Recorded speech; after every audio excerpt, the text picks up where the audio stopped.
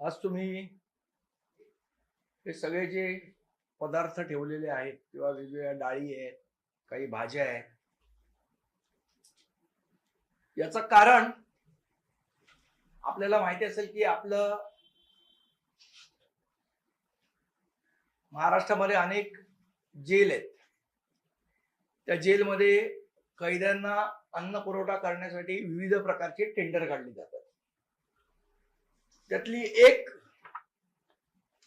खरेदी आदेश, work order, जे काढले अप्पर पोलीस महासंचालक व महानिरीक्षक कारागृह सुधार सेवा महाराष्ट्र राज्य पुणे 1 यांनी काढलेलं हे टेंडर आहे आणि त्याची ही वर्क ऑर्डर आहे. कुठल्या कुठल्या गोष्टींसाठी, म्हणजे कुठल्या कुठल्या जेलसाठी काढलेली वर्क ऑर्डर आहे. मालवाहू व्यक्तीचे पदनाम आणि संपूर्ण पत्रव्यवहाराचा पत्ता. अधीक्षक येरवडा मध्यवर्ती कारागृह येरवडा पुणे 6. नंतर कोल्हापूर मध्यवर्ती कारागृह कोल्हापूर कळंबा कोल्हापूर. नंतर जिल्हा कारागृह सातारा. येरवडा खुले जिल्हा कारागृह येरवडा पुणे. जिल्हा कारागृह कोल्हापूर. सांगली जिल्हा कारागृह सांगली. आणि अधीक्षक सोलापूर जिल्हा कारागृह सोलापूर. हे टेंडर काढलेलं 2024 ला. याच्यावर सही आहे प्रशांत बुर्डे, अप्पर पोलीस महासंचालक व महानिरीक्षक कारागृह व सुधार सेवा.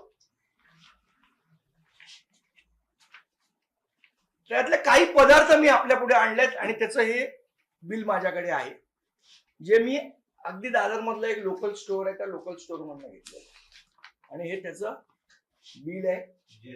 जीएसटी सगळं. याला जीएसटी एपीएमसी मार्केटची प्रोडक्ट त्याला लागत नाही, तरी पण मी आणलंय. तर तूर डाळ, बरं, ही जी क्वांटिटी आहे ही सगळी क्विंटल मध्ये आहे. 10 क्विंटल, 15 क्विंटल, 20 क्विंटल, म्हणजे साधारण 2000 किलो, 3000 किलो अशी क्वांटिटी आहे. आणि मी या ज्या वस्तू खरेदी केल्यात ह्या 1-1 किलो खरेदी केलेल्या आहेत. आता पहिलं आपण एक उदाहरण बघूया तूर डाळीचं. याची प्रति क्विंटल किंमत आहे 20,995. म्हणजे आपण जर कॅल्क्युलेट केलं किलोची किंमत,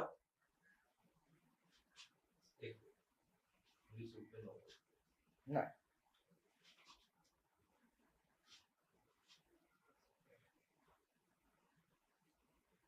$209 रुपये, $209.95, म्हणजे आपण $210 म्हणायला हरकत नाही. तर मी जी तूर डाळ आणलेली आहे ती मला पडलेली आहे 135 रुपये. आणि मी आणले 1 किलो दादरच्या रिटेल दुकानामधनं. त्या दुकानाचं नावही वर दिलेलं आहे. आणि हे क्वांटिटी मध्ये घेत आहेत. 1000 किलो, 2000 किलो तूर डाळ घेत आहेत. कितीने घेत आहेत? 209 रुपयाने. आणि ती कधी घेतली? 209 रुपयाने सुरुवात केली आपण 2024 साली. म्हणजे त्यावेळेला तर तूर डाळीची किंमत, त्यावेळेला तूर डाळीची जी किंमत होती,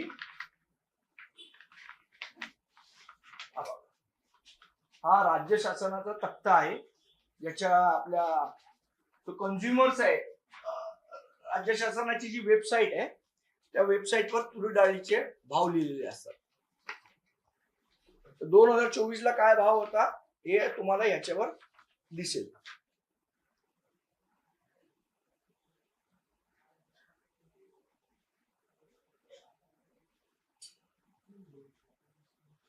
त्यावेळेला भाव होता 97 रुपये.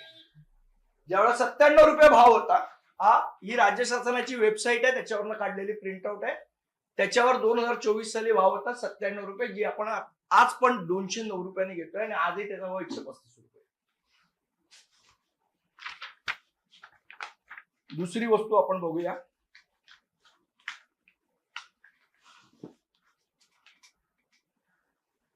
अख्खा मसूर. अख्खा मसूर पण इथे आणलेला आहे. अख्खा मसूरची किंमत होती 20,995, सेम, म्हणजे 209 रुपये. आपण अख्खा मसूर कितीने घेतलाय बघूया.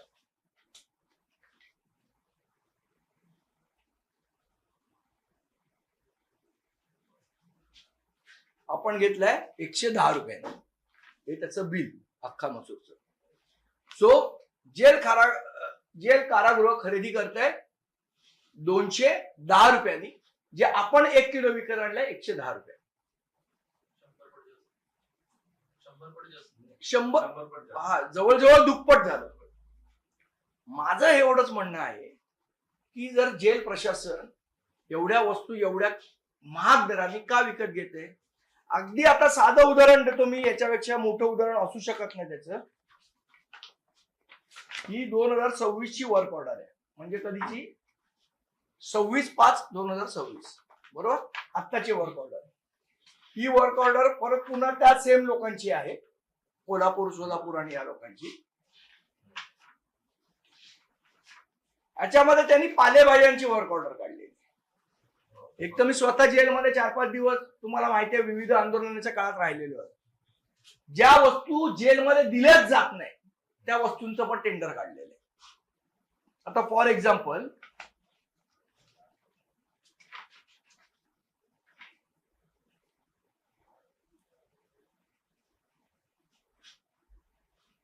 चहा गोळी, म्हणजे आपण जी गोळी ती जेलमध्ये दिली जात नाही त्याचं टेंडर काढलंय. बाजरी आणि ज्वारी जेलमध्ये दिसतच नाही तुम्हाला, त्याही गोष्टीचं टेंडर यांनी काढलेलं आहे. रेट नाही दिलंय पण टेंडर काढलेलं आहे.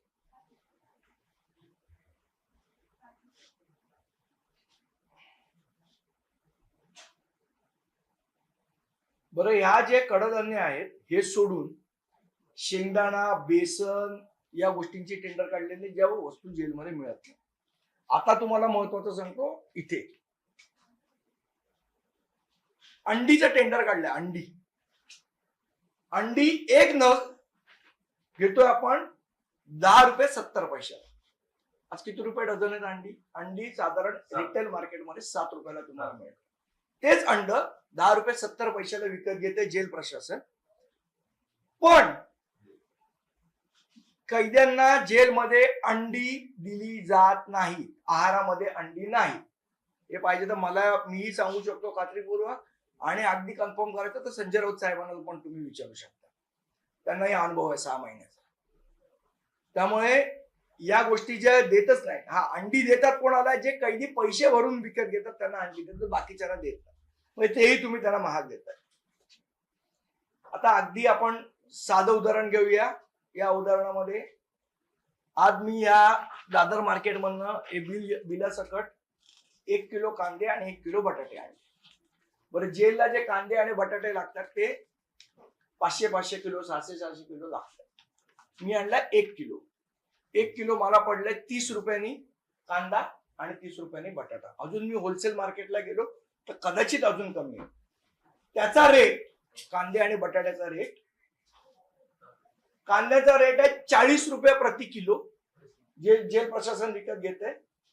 आणि बटाटे 37 रुपये 50 पैसे आणि कांदे 39 रुपये 50 पैसे. म्हणजे कांदे आणि बटाटे सुद्धा तुम्ही महाग घेताय. बरं, आमचे जे शेतकरी आहेत गरीब, त्यांना सरकार कांद्याचा भाव काय देते? 12 रुपये प्रति किलो. मग जर आमच्या शेतकऱ्यांना तुम्ही 12 रुपयेच देताय भाव, आणि सरकार त्यांच्याकडनं कांदे खरेदी करते, आणि जेल प्रशासनाचं सरकारच एजन्सी हेच कांदे कॉन्ट्रॅक्टरकडनं 40 रुपये किलोनी घेते, मग आमच्या शेतकऱ्यांकडनंच कांदे घेऊन कांदे देताय ना तुम्ही. याचा अर्थ कुठेतरी या पूर्ण जेल व्यवस्थेमध्ये जो भ्रष्टाचार पसरलेला आहे तो कशा पद्धतीने चाललाय याचं हे द्योतक म्हणून हे सगळं सामान ठेवलंय.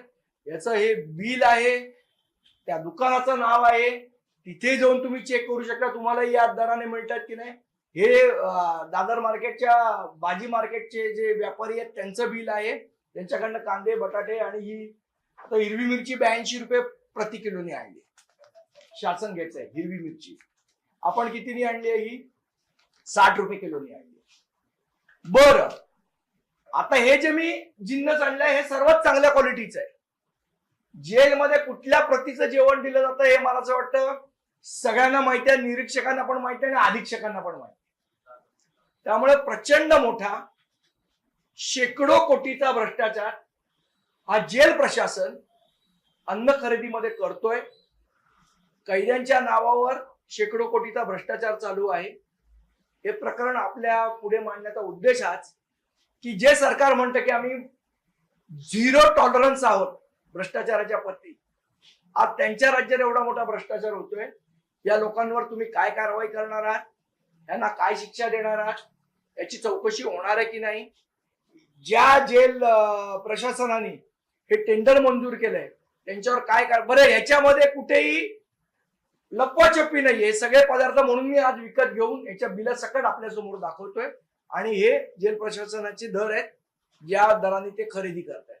त्यामुळे दूध का दूध आणि पाणी का पाणी हे आपल्या माध्यमातून शासनासमोर ठेवतोय.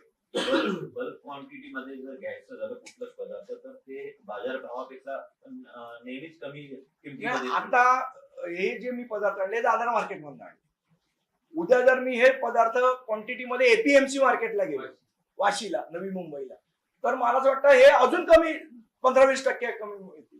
पण रिटेल पेक्षा जास्त किंमत कशी असू शकते एवढ्या मोठ्या क्वांटिटी. जर रिटेल मध्ये मला तूर डाळ मला जर 135 नि मिळते रिटेल मध्ये 1 किलो आणि तुम्ही हजारो किलो तूर डाळ 209 रुपयांनी घेताय, हे कुठलं लॉजिक आहे आणि कुठली खरेदी आहे. बरं, हे तुमच्या वेबसाईटवर पण जे दर प्रसिद्ध केलेले आहेत त्या दराशी तरी कंपॅरिझन करा आणि 2024 सालचे दर आहेत. मला असं वाटतं या पद्धतीचा भ्रष्टाचार सरकारने खपवून घेऊ नये आणि याचा जाब जेल प्रशासनाला विचारला गेला पाहिजे की तुम्ही शेवट हे पैसे आज जे खर्च करते कोणाचे, हे लोकांचे पैसे, लोक आपण जे टॅक्स भरतो त्याचे पैसे, त्याची जर अशा पद्धतीने भ्रष्टाचार होत असेल तर मला असं वाटतं तो सरकारने सुद्धा खपवून घेतला नाही पाहिजे. संदीपजी, अशा प्रकारचे टेंडर जेव्हा निघतात तेव्हा प्रत्येक टेंडर प्रक्रियेमध्ये साठवलोट पाहायला मिळतं. ही वर्क ऑर्डर कुणाच्या नावाने निघालेली आहे आणि टेंडर कुठल्या कंपनीला मिळालंय, जी कंपनी या सगळ्या जेलमध्ये हे सगळे पदार्थ पुरवठा करते. ही जी वर्क ऑर्डर आहे ही ज्यांना मिळालंय मेसर्स MP भुतडा लातूर यांना मिळालेली ही वर्क ऑर्डर आहे. कारागृह प्रशासनाचं एकूण आपण जर बघितलं तर पारदर्शक कारभारा संदर्भात स्वतःचा ऊस उडवून घेणारे सध्याचे राज्याचे मुख्यमंत्री देवेंद्र फडणवीस मानले जातात आणि त्यांच्याचकडे गृह खातं आहे. ज्या पद्धतीने तुम्ही हा कारभार, मला वाटतं गृह खात्याच्या अंडर हे जेल प्रशासन येतं की नाही मला माहित नाही. तर ते जेल प्रशासन जर त्यांच्या खात्याच्या अंतर्गत असेल तर अतिशय गंभीर प्रकार आहे. मला असं वाटतं राज्यमंत्री जेल प्रशासन बघत असतात तर या विषयाचा छडा जो कोण मंत्री असतील त्यांनी लावला पाहिजे आणि यांच्यावर त्वरित कारवाई केली पाहिजे, ही आमची मागणी आहे. वर्क ऑर्डर कोणाच्या नावाने? भुतडा मेसर्स MP भुतडा लातूर अधिकारी आहेत. ही आत्ताची जी सही केली आहे म्हणजे जी 2026 ची आहे ती सुहास वारके आणि याच्या आधीची जी आहे जी अन्नधान्याची तुम्हाला मी सांगितली ती प्रशांत बुर्डे या लोकांनी याच्यावर सही केली आहे. माझ्या मते यांची समिती असते, ही समिती कुठल्या चौकशा करते, कुठे याची रेट पडताळणी होते, याची प्रोसिजर ट्रान्सपरंट आहे का, या सगळ्या गोष्टीचा उहापोह झाला पाहिजे. अजून काय प्रश्न असतील तर आपण विचारा. संदीपजी, गेल्या काही दिवसांपूर्वीच शिंदे गटाच्या एका खासदाराचा आरवाईच्या भाषेतल्या पत्रकारांना शिव्याचा व्हिडिओ आला होता. डोंबिवलीमध्ये एका डॉक्टर आणि नर्सला मारहाण शिंदे गटाच्या एका नगरसेवकाकडून करण्यात आली आहे. मला वाटतं हा जो सत्तेचा माज आलेला आहे हा लोक काही दिवसात उतरवतील. भाजपचे आमदार आहेत राम कदम, त्यांनी काल सभागृहात एक महत्त्वाचा मुद्दा उपस्थित केला की कबुतरांच्यामुळे त्यांच्या आईचा मृत्यू झाला. जे काही आजार कबुतरांच्या दृष्टिकोन लागत होता त्याचा सगळा त्रास त्यांच्या आईला झालेला होता आणि त्याच्यामुळे त्यांच्या आईचा मृत्यू झाला. एक महत्त्वाचा मुद्दा त्यांनी उपस्थित केला. निलेश चंद्र मुनी जे आहेत, जे जैन समाजाचे धर्मगुरू स्वतःला समजतात, त्यांनी म्हटलं की अशा प्रकारचे पुरावे त्यांनी समोर द्यावे. मला असं वाटतं जे राम कदम माझे अतिशय चांगले मित्र आहेत, माझे जुने सहकारी आहेत, त्यांच्या आईला जो आजार झाला, जो त्रास झाला त्याबद्दल अत्यंत माझ्या संवेदना त्यांच्या बरोबर आहेत. त्यांच्या जो या पर्टिक्युलर प्रकारामुळे जो मृत्यू झाला, निश्चितपणे त्याचं आम्हाला दुःख आहे. आणि म्हणून आमचं सांगणं आहे की कुठल्याही धर्माने अतिरेक करू नये, हे आमचं सांगणं आहे. हे मला असं वाटतं म्हणजे झाली ती घटना अत्यंत दुःखद आहे, पण ते आता लोकांना समजायला लागले की बाबा या अशा कबुतरांमुळे आजार होतात. मला असं वाटतं जे मूर्ख लोक त्याला विरोध करत होते त्यांना निदान यातनं अक्कल यावी अशी अपेक्षा आहे.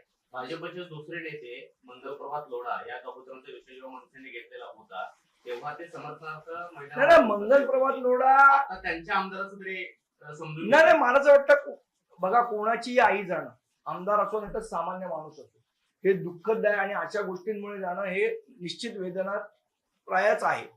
आणि मंगल प्रभात लोढा हा एक नंबरचा धर्मद्वेष्टा माणूस आहे. हा ते जैन धर्मांसाठी काय वाटेल ते करायला तयार आहे असा माणूस आहे. ह्याला कुठलीच समाजाप्रती भावना नाही.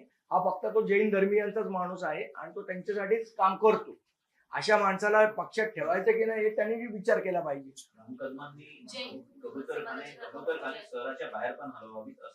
तर माझ्या मते कबूतर बघा कुठलाही प्राणी जगायला तुमच्यावर निर्भर नाही. ही निसर्गाचं चक्र आहे. कुठलाही प्राणी पक्षी हा आपल्यावर अवलंबून नाही. तो निसर्गाच्या चक्रानुसार त्याचं अन्न शोधतो आणि त्याचं आयुष्य जगत असतो. निसर्ग चक्रात इंटरफिअर करायचं कोणालाही काम नाही, ना मला ना त्यांना ना ते जैन धर्मीयांना. थोडा हा एक तर माणूस नाहीये निलेश चंद्र मुनी. असा काय मुनीच नाहीये. पहिली गोष्ट तुम्ही त्याला निलेश चंद्रच म्हणत जा. हा काय मुनी बिनी नाहीये. ते जैन वाले पण मला सांगतात की हा का आमचा मुनी नाही म्हणून. त्यामुळे उगीच त्याला तुम्ही मुनीपद चिटकवू नका आणि त्याच्या बोलण्याला तर बिलकुल महत्व देऊ नका. आता जो कारागृह प्रशासनाचा एकंदरीत कारभार आहे याला म्हणजे एकंदरीत कारणीभूत कोण असेल? तर मला असं वाटतं ही जेल प्रशासनाची एक कमिटी असते. जेल प्रशासनाची कमिटी असते ज्यांनी हे दर व्हेरीफाय केले पाहिजेत. आता टेंडर प्रोसिजर फॉलो केली आहे का त्याच्यामध्ये काय फ्लॉज होते याची मला कल्पना नाही, पण हे सगळं याची चौकशी झाली पाहिजे की बाजारभावापेक्षा दुप्पट किमतीने जेल प्रशासन वस्तू का खरेदी करते याचं उत्तर जेल प्रशासनच देईल. चेन तर आहेच, त्याच्यात दिसतच आहे. नाही तर का देतील एवढ्या महाग किमतीने? त्यांच्या घरी तरी 209 डाळ आणतात का ते? ज्या जेल प्रशासनाने ऑर्डर केली आहे त्यांनी त्यांच्या बायकोला जरी विचारलं असतं की बाबा या एवढ्या किमतीने मी डाळ घेऊ का, बायकोने पण नाही सांगितलं. हा त्यामुळे मला असं वाटतं या गोष्टी म्हणजे अगदी कॉमन आहे. निदान लोकांना समजेल असं तरी भ्रष्टाचार करू नका.